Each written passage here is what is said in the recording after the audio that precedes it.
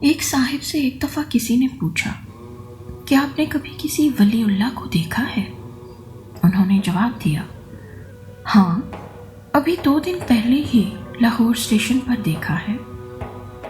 ہماری گاڑی جیسے ہی رکی تو کلیوں نے دھاوا بول دیا اور ہر کسی کا سامان اٹھانے اور اٹھا کر بھاگنے لگے، لیکن میں نے ایک کلی کو دیکھا کہ وہ اطمینان سے نماز میں مشغول ہے۔ جب اس نے سلام پھیرا تو میں نے اسے سامان اٹھانے کو کہا۔ اس نے سامان اٹھایا اور میری مطلوبہ جگہ پر پہنچا دیا۔ میں نے اسے 1 روپیہ کرایہ ادا کر دیا۔ اس نے 4 آنے اپنے پاس رکھے اور باقی مجھے واپس کر دیے۔ میں نے اس سے عرض کی کہ 1 روپیہ پورا رکھ لو، لیکن اس نے مسکراتے ہوئے جواب دیا، نہیں صاحب، میری مزدوری 4 آنے ہی بنتی ہے۔ آپ یقین کریں، ہم سب ولی اللہ بننے اور اللہ کے ولیوں کو ڈھونڈنے میں در بدر ذلیل و خوار ہوتے ہیں۔ ہم سمجھتے ہیں کہ ہمیں مشکل ترین ریاضتوں، مشقتوں اور مراقبوں سے گزرنا پڑے گا، ساری رات نوافل میں گزارنی پڑے گی، یا شاید گلے میں تسبیح ڈال کر میلے کچیلے کپڑے پہن کر اللہ ہو کی صدائیں لگانا پڑیں گی، تب ہم ولی اللہ کے درجے پر پہنچ جائیں گے۔ آپ کمال ملاحظہ کریں، ہماری آدھی سے زیادہ قوم بھی اس کو ہی پہنچا ہوا سمجھتی ہے۔ پہنچا ہوا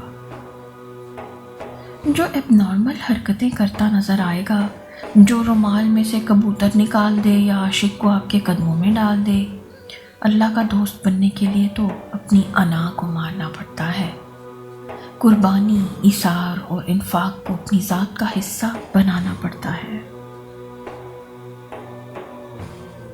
اشفاق صاحب کہتے ہیں کہ ایک دفعہ میں نے اپنے ابا جی سے پوچھا کہ عشق مجازی اور عشق حقیقی میں کیا فرق ہے؟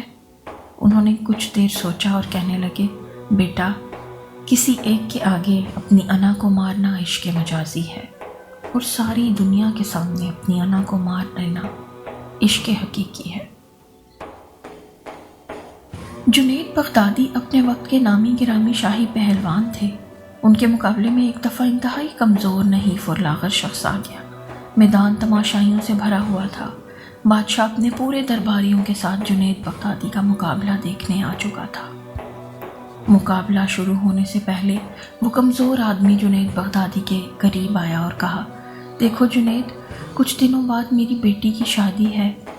میں بے انتہا غریب اور مجبور ہوں۔ اگر تم ہار گئے تو بادشاہ مجھے انعام و اکرام سے نوازے گا، لیکن اگر میں ہار گیا تو اپنی بیٹی کی شادی کا بندوبست کرنا میرے لیے مشکل ہو جائے گا۔ مقابلہ ہوا اور جنید بغدادی ہار گئے۔ بادشاہ کو اپنی آنکھوں پر یقین نہ آیا۔ اس نے دوبارہ اور پھر 7 مقابلہ کروایا، اور تینوں دفعہ ہار جنید بغدادی کے حصے میں آئی۔ بادشاہ نے سخت غصے میں حکم دیا، جنید کو میدان سے باہر جانے والے دروازے پر بٹھا دیا گیا، اور تمام تماشائیوں کو حکم دیا گیا کہ جو جائے گا جنید پر تھوکتا ہوا جائے گا۔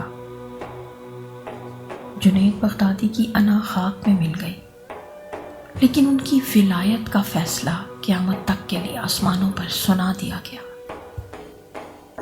ولی تو وہ ہوتا ہے جو لوگوں کی زندگیوں میں آسانیاں پیدا کر دے، جو کسی کو جینے کی امنگ دے دے، چہرے پر خوشیاں بکھیر دے۔ جب کبھی بحث کا موقع آئے تو اپنی دلیل اور حجت روک کر سامنے والے کے دل کو ٹوٹنے سے بچا لے۔ اس سے بڑا ابدال بھلا کون ہوگا؟ رسول خدا صلی اللہ علیہ وآلہ وسلم نے حضرت معاذ بن جبل سے فرمایا، معاذ، تمہیں وہ عمل نہ بتاؤں جو بغیر حساب کتاب کے تمہیں جنت میں داخل کروا دے؟ معاذ رضی اللہ تعالیٰ عنہ نے عرض کی، ضرور یا رسول اللہ صلی اللہ علیہ وآلہ وسلم۔ آپ صلی اللہ علیہ وآلہ وسلم نے فرمایا، معاذ، مشقت کا کام ہے، کرو گے؟ ضرور کروں گا یا رسول اللہ صلی اللہ علیہ وآلہ وسلم، معاذ نے جواب دیا۔ آپ صلی اللہ علیہ وآلہ وسلم نے پھر فرمایا، معاذ، مسلسل کرنے کا کام ہے، کرو گے؟ معاذ نے جواب دیا، کیوں نہیں یا رسول اللہ صلی اللہ علیہ وآلہ وسلم۔ نے فرمایا، اے معاذ، اپنے دل کو ہر ایک کے لیے شیشے کی طرح صاف اور شفاف رکھنا، بغیر حساب کتاب کے جنت میں داخل ہو جاؤ گے۔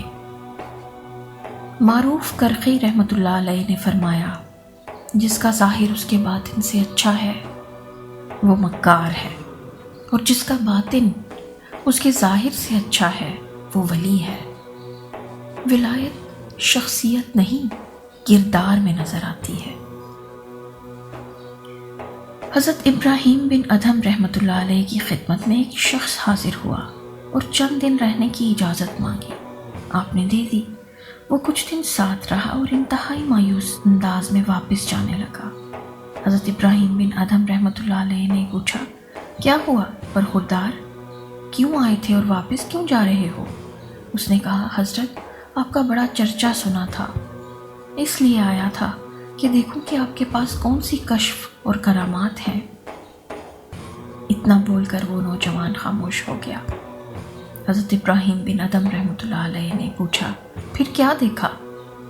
کہنے لگا، میں تو سخت مایوس ہو گیا، میں نے تو کوئی کشف اور کرامت وقوع پذیر ہوتے نہیں دیکھی۔ ابراہیم بن ادھم رحمۃ اللہ علیہ نے پوچھا، نوجوان، یہ بتاؤ، اس دوران تم نے میرا کوئی عمل خلاف شریعت دیکھا یا کوئی کام اللہ اور اس کے رسول صلی اللہ علیہ وآلہ وسلم کے خلاف دیکھا؟ اس نے فوراً جواب دیا، نہیں، ایسا تو واقعی کچھ نہیں دیکھا۔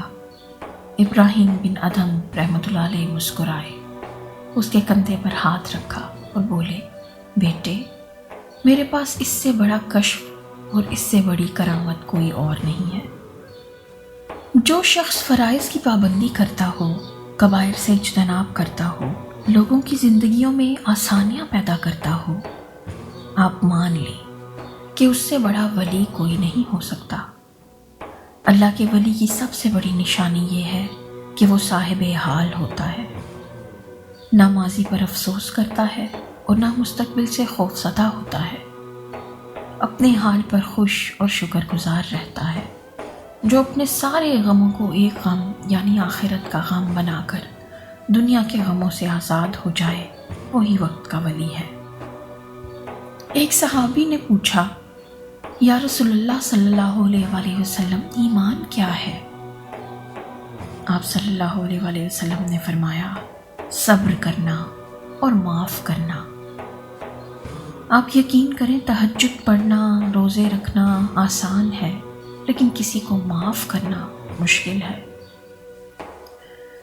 رسول اللہ صلی اللہ علیہ وآلہ وسلم نے فرمایا، اسلام کا حسن یہ ہے کہ بھوکوں کو کھانا کھلاؤ اور ہمیشہ اچھی بات زبان سے نکالو۔ جو صبر کرنا سیکھ لے، بھوکوں کو کھانا کھلائے، ہمیشہ اچھی بات اپنی زبان سے نکالے اور لوگوں کے لیے اپنے دل کو صاف کر لے، اس سے بڑا ولی بھلا اور کون ہو سکتا ہے؟ یاد رکھیں، جو لوگوں سے شکوہ نہیں کرتا، جس کی زندگی میں اطمینان ہے، وہی ولی ہے۔ جس کے دل کی دنیا میں آج جنت ہے، وہی وہاں جنتی ہے، اور جس کا دل ہر وقت شکوے، شکایتوں، حسد، کینہ، بغض، لالچ اور ناشکری کی آگ سے سلگتا رہتا ہے، وہاں بھی اس کا ٹھکانہ یہی ہے۔ فرائض کی پابندی کیجیے، کبائر سے اجتناب کیجیے، حال پر خوش رہیے، لوگوں کی زندگیوں میں آسانیاں پیدا کیجیے اور وقت کے ولی بن جائیے۔